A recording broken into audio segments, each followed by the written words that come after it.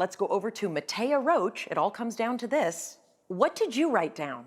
You came up with what is life. That is correct. And how much are we going to add to your score? $14,001. You have $32,001. Congratulations. You are our new Jeopardy champion.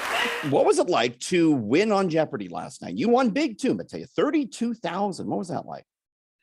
Well, as I think you can tell for anybody who watched the show, I was pretty overwhelmed and pretty emotional. I had not expected when I was going down that I was going to win a game. At the time that I actually taped the episode, when I was planning to travel to LA, Amy Schneider's games, like Amy Schneider won 40, amazing champion, one of the best ever.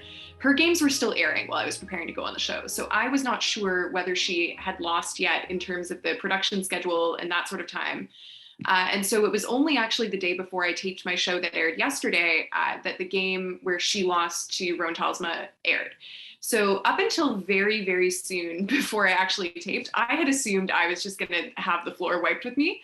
And so the thought of, I might actually go in and be the person that wins was not really something that I thought was plausible. Now, when I got there and realized there was not like a, multiple week running super champion, I was like, okay, well, I'm going to need to be really lucky, but maybe there's a way that I can make this work. And then I was really lucky and I, was able to make it happen. I live here, was born in Nova Scotia. I'm from there. I moved here for school like 6.5 years ago. And you got a question about Nova Scotia. I did, yeah. So that wasn't a daily double, but there was a question that mentioned Nova Scotia duck-tolling retrievers, like the dog. And so it asked for the category of dog that includes the breed Nova Scotia duck-tolling, with the response being retriever. And so I was so excited to see that on the board because I was like, well, I know this one easy. I don't need the part of the clue that's hinting that these are dogs that like to fetch things. Now, but as a Canadian, you know how excited we are to see fellow Canadians on American TV. And that was the case last night. My mom called me. She said, there's a Toronto girl on. And of course, we were rooting for you immediately. Did you take any pride in being from Toronto and being on Jeopardy? Absolutely, yeah. So I was very excited to shout out both Toronto and Nova Scotia because, yeah, as I kind of alluded to, I do consider Toronto to be my home in many ways since I've been here for such a long time and it's where I've lived all of my adult life. So I was very proud to represent Toronto, very proud as well to represent Nova Scotia, and proud to represent all of Canada. I think, especially with Alex Trebek having been the host of Jeopardy for such a long time and him being a Canadian icon, I think it's always very special as a Canadian to get to go and represent your country on Jeopardy. And to go and do that and to win is just the cherry on top. Now, you can't obviously tell us what's going to happen tonight because you're the champion. You can't talk about that, right? That's correct. But you could, for all I know, you could still be playing, right? Because these games are taped so far ahead of time. They're taped so far in advance. You really won't know when the last one is until you see the last one. It could be tonight. It could be way later. People will just have to tune in and find out. But yeah, it is kind of weird that the games are taped so far ahead of time. I think I've had people ask me, oh, do you have to go back to LA? What's going on? Are you still taping? Or people that don't realize it airs every day. They're like, what? You're on again tomorrow? But you're in Toronto. How can that be? Oh, I taped it in January. So what was it like going down there? And do you know if you're going to get on right away, or how does the whole process work? Yeah. So in terms of knowing whether I was going to get on and be able to play, I did know when I traveled down there that barring something really extraordinary, I would be able to play my game. So that would be something like if it turned out that someone I knew worked at the show that I didn't realize and there was a conflict of interest issue, or I got ill with COVID and couldn't compete or something like that.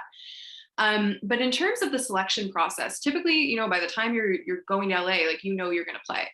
So the first step of it is that there's an online written test called the Anytime test that, as in the name, you can do really anytime. And so I did that back in November of 2020. And at that point, tons of people take that test. I think over 100,000 people took it last year, something like that. And so it's really, you're shooting your shot, but there's not that much of a chance that anything's going to come of it because there's so many folks that are excited about the show and want to go on. But I did get to move on to the next stage, which is doing another online test that's proctored over Zoom. So I did that in June of 2021. And then a couple of days after that, I got invited to a mock gameplay audition. So historically, they would do that in person and you would have a fake buzzer set up and they would have a board and one of the contestant producers would be the host and they would, run groups of 3 prospective contestants through a mock game. Because of COVID and not wanting people to travel unnecessarily, they've moved it to online. So there's still a contestant producer running the game. There's still a mock board, but instead I was like sitting at my desk. I had a clicky pen. This is actually a pen from Jeopardy. But like at that point, they're looking to see, are you going to do okay on television? Like they figure if you pass the 2 tests before that, you probably know your trivia. Right. And have you always been like a big fan of Jeopardy, or is this just something you did on a whim? So I would say I've been like a moderate fan of Jeopardy. I definitely watched it a lot when I was in high school and still living with my parents. But since I moved to Toronto, I have not had cable television in my home. So I haven't really been able to watch it regularly. But the experience of going on the show, I think, and really having now almost an inside baseball perspective on how it works, I think has made me a much bigger fan than I ever was. Like now I really feel like I'm invested in it in a way that I wasn't quite before. Like I loved watching the show, but it wasn't can't miss television for me. Now I feel like I do have to watch it every day. This is City News Everywhere.